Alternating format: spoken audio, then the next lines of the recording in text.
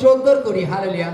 ভাতৃগণ, তোমরা বুদ্ধিতে বালক হইও না, বরং হিংসাতে শিশুগণের ন্যায় হও, কিন্তু বুদ্ধিতে পরিপক্ক হও। কেননা লেখা আছে, আমি পরবাসীদের দ্বারা এবং পরদেশীয়দের ওষ্ঠ দ্বারা ওই জাতির কাছে কথা কইব। Hallelujah, hallelujah.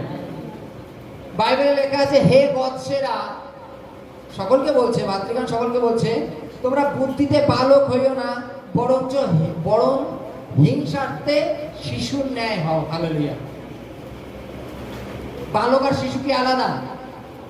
না, দুটোই এক। অথচ দুটোকে দুই রকম ভাবে বলেছে। বাইবেলে কেন বলছে যে তোমরা বুদ্ধিতে বালক হইও না? হালেলুয়া।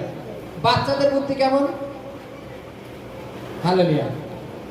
মনে করো ছোট একটা দরজা, সেই দরজা দিয়ে জানে অত বড় একটা চেয়ার ঢুকবে, এত বড় টানতে থাকে, জোর করে ঢুকাবে।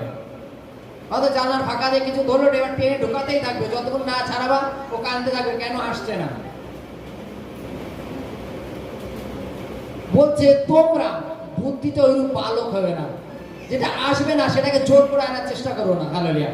কিন্তু হিংসাতে শিশুর ন্যায় হয়। হিংসা, হালেলুয়া। বাচ্চাদের হিংসা দেখি আমরা কতক্ষণ থেকে, বাচ্চাদের হিংসা 8 ঘন্টা, 1 ঘন্টা, 2 ঘন্টা, তারপরে কিন্তু হিংসা আস্তে করে লোপ হয়ে যায়, তাই তো নাকি?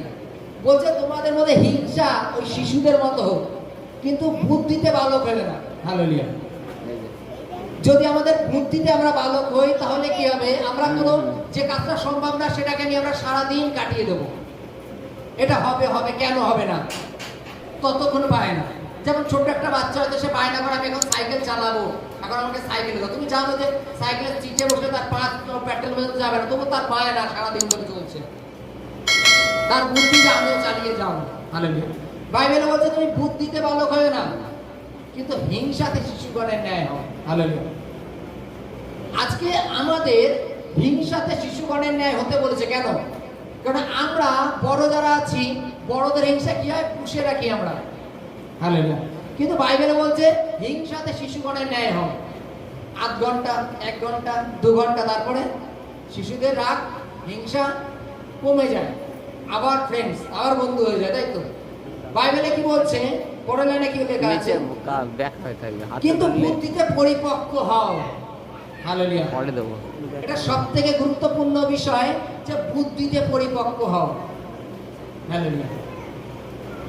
হওয়াকে প্রথম দিন যখন এসে বলল, আচ্ছা ঈশ্বর এই ফলটাকে কেন নির্মাণ করেছে জানো? আচ্ছা বাকি ফলগুলো ঈশ্বর কেন নির্মাণ করেছেন? তোমাদের খাওয়ার জন্য। আর এই ফলটা ঈশ্বর নির্মাণ করেছেন তোমাদেরই খাওয়ার জন্য। পরের দিন আবার এসে বলছে, যদি ঈশ্বর ফলটা খাওয়ার জন্য নাই বানাতো, কেন পাকালো? যদি না খাওয়ার জন্য রাখতো, কেন এদের উদ্যানে রাখলো? আবার তৃতীয় দিন আসছে, এই ফলটা যদি তোমরা খাও, নিজেরা নিজের ভালো জিনিস, ভালো মন্দ বুঝতে পারবে।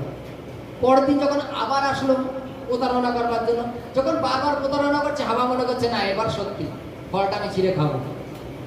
বাইবেলে কি বলছে? বুদ্ধিতে পরিপক্ক, পেকে ওঠো। হালেলুয়া। সে যদি একটুখানি বুদ্ধি করে, কারণ ঈশ্বর আদমকে বলেছিল যে ওই গাছের ফল খাবে না।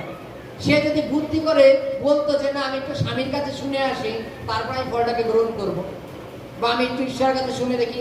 ঈশ্বর তো প্রত্যেক দিনই রাউন্ড মারতে আসতো, তাদের সাথে কথা বলতে আসতো। আর তাহলে ঈশ্বর যখন আসবে আমি শুনে দেবো, ঈশ্বর ওই গাছের ফলকে আমরা খেতে পারবো?